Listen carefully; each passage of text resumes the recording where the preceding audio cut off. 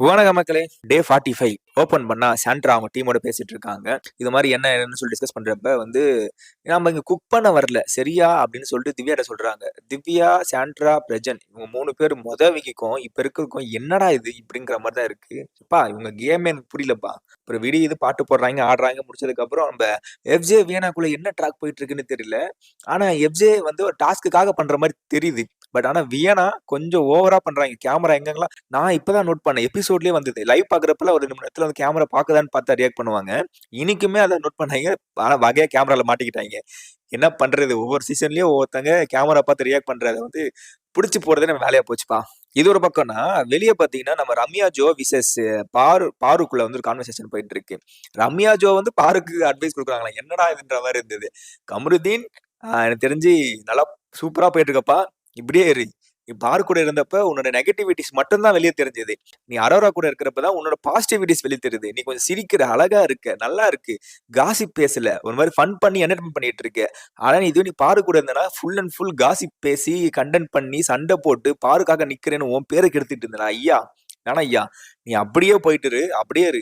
உனக்கு வெளியவும் அரோரா ஃப்ரெண்ட் தான். உள்ளேயும் ஃப்ரெண்டா இருக்க. அப்படி ஃப்ரெண்டா கூட மூவ் பண்ணிக்க. என்ன வேணா பண்ணிக்கோ. ஆனா பாரு பக்கம் திரும்பாம இருய்யா. உனக்கான ஒரு கூட்டம் பாவம்.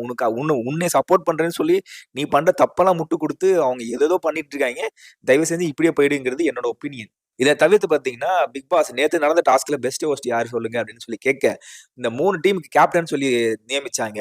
இந்த மாப்புக்கு வந்து விக்ரமும், அப்புறம் சோப்புக்கு வந்து ரம்யா ஜோவும், அப்புறம் சாம்பாருக்கு வந்து பார்த்தீங்கன்னா, நம்மளோட சாண்ட்ராவ போட்டிருந்தாங்க. என்ன பண்ணோம்னா, ஒரு 2 டீம் கேப்டனா டிஸ்கஸ் பண்ணி, ஆப்போசிட் டீம்ல இருக்கிற ஒருத்தரோட பெஸ்ட் ஃபர்ஸ்ட்ட சொல்லணுன்ற மாரி சொன்னாங்க. அந்த வகையில பார்த்தீங்கன்னா, நம்மளோட 3 டீம் கேப்டன தான் வந்து வொர்ஸ்ட்டா செலக்ட் பண்ணியிருக்காங்க. பெஸ்ட்ல வந்து அங்க இருக்கிற ஒவ்வொருத்தரும் செலக்ட் பண்ணியிருக்காங்க. இந்த வொர்ஸ்ட் செலக்ட் பண்றப்ப நம்ம சாண்ட்ராவோட அந்த என்ன சொல்றதுன்னா, இந்த இந்த ஒரு மாரி சொல்லுவாங்க. என்ன சொல்லுவாங்க? சகுனித்தனம். இப்ப சாண்ட்ராக்கு ஒரு மைண்ட்ல இருக்கும். அந்த பேர் சொல்லுவாங்க. ஆப்போசிட்ல பார்த்தீங்கன்னா, ரம்யா ஜோ வந்து விக்ரம் பேர சொன்னோனே, "அப்படியா சரி ஓகே விக்ரம் போயிடலான்ற" மாரி சொன்னாங்க. விக்ரம் வந்து வ ஒரு மாரி இருக்காரு. சாண்ட்ராக்கு வந்து எஃப்ஜே சொல்றாங்க. எஃப்ஜே சொன்னோனே விக்ரம் வந்து இல்லங்க இது ரம்யா ஜோன்னோனே, அப்படியா சரி ரம்யா ஜோ போயிடலான்னு சொல்லி அப்படியே மூவ் பண்ணி போயிட்டு இருக்காங்க. அதே மாரி வொர்ஸ்ட்ட வந்து மத்தவங்கள சொல்லிட்டு பெஸ்ட்ட மட்டும் இவங்க சொல்லிட்டு இருக்காங்க. என்னடா இதுன்ற மாரி இருந்தது. இதுல வந்து ரம்யா ஜோஸ் விசஸ் விக்ரம்க்குள்ள வந்து பார்த்தீங்கன்னா, விக்ரம் அக்செப்ட் பண்ணிக்கிறாரு. ஓகே வொர்ஸ்ட்ட சொல்றீங்களா? அப்ப நான் என் பெஸ்ட்ட காட்டுறேன் அப்படின்னு சொல்லி அவர் வந்து பாசிட்டிவா கொண்டு போனாரு. ஆனா ரம்யா ஜோ வெளிய போயிட்டு உட்கார்ந்து ஒப்பார வச்சு, "அப்பா ஐயோ! என்னப்பா நான் வெளிய போறேன். விடுங்க கேட்ட தரங்க" அப்படின்ற மாரி. ஆனா ஊனா வீக்ல இருந்து இந்த புள்ள சொல்லிட்டு இருக்கு. தயவு செஞ்சு மக்களே எவிக்ட் பண்ணி அனுப்பிச்சு விடுங்க இத. பேக் பண்ணுங்க. என்ன அவன் அவன் இந்த வாய்ப்புக்கு உள்ள போய் ஆடியன்ஸா பார்க்கறதுக்கே எனக்கு அவ்ளோ போட்டி நடக்குதுங்க. ஒரு வாரம் போயிட்டு அடுத்த வாரம் போனா உள்ள விட மாட்றாய்ங்க. இவங்க என்னன்னா உள்ள உட்காந்துக்கிட்டு வெளிய போறதுக்கு இவ்ளோ சீன் போட்டுட்டு இருக்கு. எப்பா டேய் தயவு செஞ்சு இந்த வாரம் வந்து ரம்யா ஜோவ அனுப்பிச்சு விடுங்க. அப்புறம் வந்து பாருக்கு நேத்து வரைக்கும் பாருக்கு வந்து நம்ம அமித் வந்து, "என் புருஷன் தான்" அப்படின்னாங்க. இன்னைக்கு வந்து அண்ணன் ஆயிட்டாங்களாம். இதுல வேற பாரு வீணாவ வந்து கலாய்ச்சிட்டு இருப்பா. "ஏய் அந்த தாடி வச்சு காமு கூட மட்டும் போவாத" அப்படின்னு சொல்லி கலாய்ச்சிட்டு இருந்தா. உடனே இவ வந்து நம்ம அமித் கூப்பிட்டேன்னு போனோனே வீணா கத்துட்டா. "ஏம்மா என்னைய மட்டும் போகாதீங்க, பல்லு இழுக்காதீங்கன்னா, இப்ப நீ மட்டும் பல்லு இளிச்சிட்டு போற" அப்படின்னு திவ்யா வந்து கேட்கிறா. "ஏய் ச்சை என்னடிங்க? யார் பல்லு இளிக்குதுல ஒரு போட்டியா? என்னடா இது?" அப்படின்ற மாரி இருந்தது. ஆனா பாரு உன்னோட வன்மம் வந்து டே பை டே ஒரு மாரி போயிட்டு இருக்கு. உன்னோட வன்மம் உன்ன அழிச்சிட்டு இருக்கு. உன் வன்மம் காமம் வளர்த்துட்டு இருக்குங்கிறது என்னோட ஒப்பீனியன்.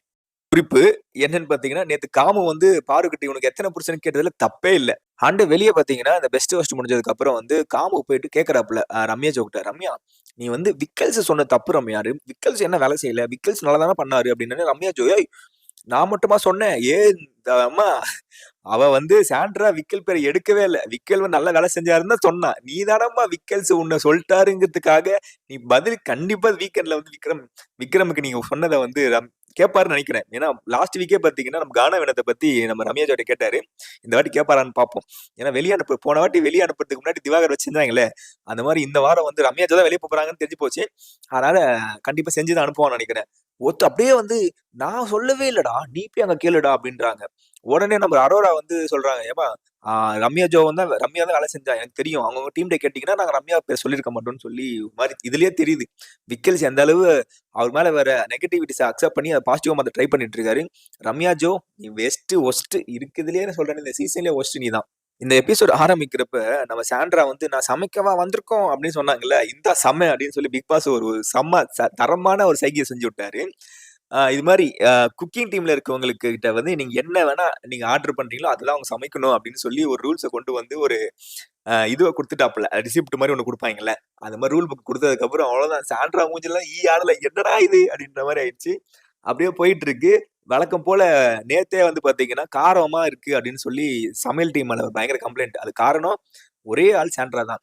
ஏன்னா எனக்கு தெரிஞ்சு கனி இருந்த வரைக்கும் பார்த்தீங்கன்னா, சமையல்ல வந்து எந்த ஒரு குறையுமே வந்ததில்ல.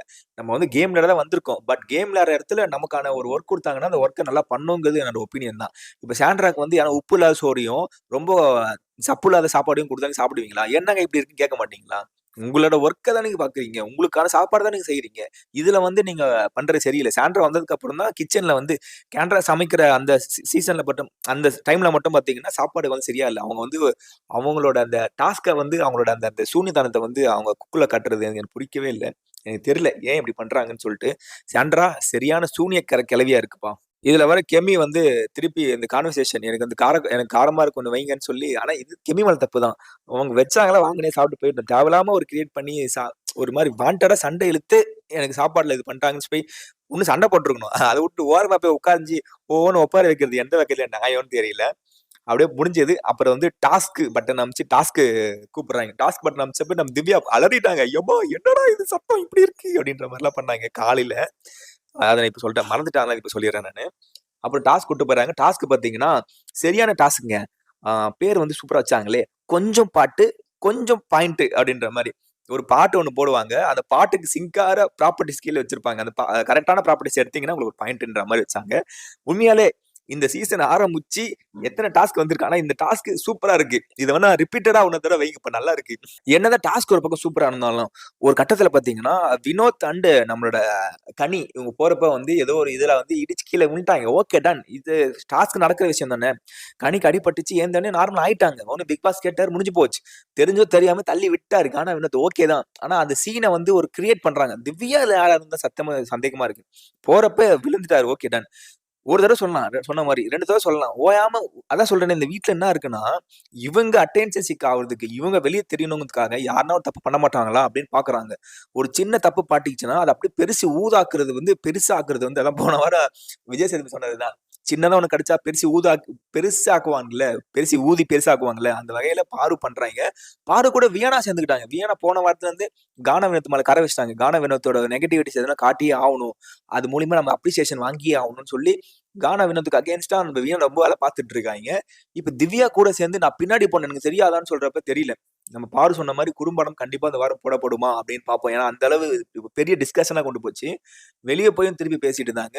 கானா வினோத் கூப்பிட்டு பக்கவா சொல்லி விட்டாரு. "எம்மா பாரு பேசலாமா? இந்த பாரு அ உண்மையாலே ஒரு விஷயம் நடந்துச்சா? நான் தெரிஞ்சு தான் தள்ளணும், தெரியாம தள்ளணும். ஒரு விஷயம் நடந்ததுக்கு அப்புறம் அத சொல்ற விதம் ஒண்ணு இருக்கு. சொல்ற பாயிண்ட் ஒண்ணு இருக்கு. உன்ன சொன்னா ஏத்துப்பியா? என்ன சொன்னா ஏத்துப்பேன். கிழிச்ச உன்ன சொன்னா ஏத்துப்பேன்னு. பாரு நீ யாருடா ஒரு பாயிண்ட் நீ பண்ண தப்பையே சொன்னா அக்செப்ட் பண்ணிக்க மாட்ட. இதுல வேற நீ செய்யாத தப்ப சொன்னா எப்படி அக்செப்ட் பண்ணிப்பேன்ற மாரி தான் இருக்கு. கனி வந்து ஒரு பாயிண்ட் எடுத்து வைக்கல. கானா தள்ளி விட்டாரு, இது பண்ணிட்டாரு அப்படின்னு சொல்லிட்டு. ஏதோ நடந்தது கனியே கம்முனு போயிட்டாங்க சொன்ன மாரி. ஆனா அந்த பாயிண்ட்ட பெருசா எடுத்து இந்த திவ்யா, அப்புறமேட்டு வியானா, நம்ம பாரு இந்த 3 பேர் வந்து ஓவரா பண்ணிட்டு இருக்காங்க. திவ்யா வந்து லீடிங்ல இருந்தாலும் ஓட்டல. பட் இருந்தாலும் அவங்க தப்பு பண்ண தப்புன்னு சொல்லணும்ல.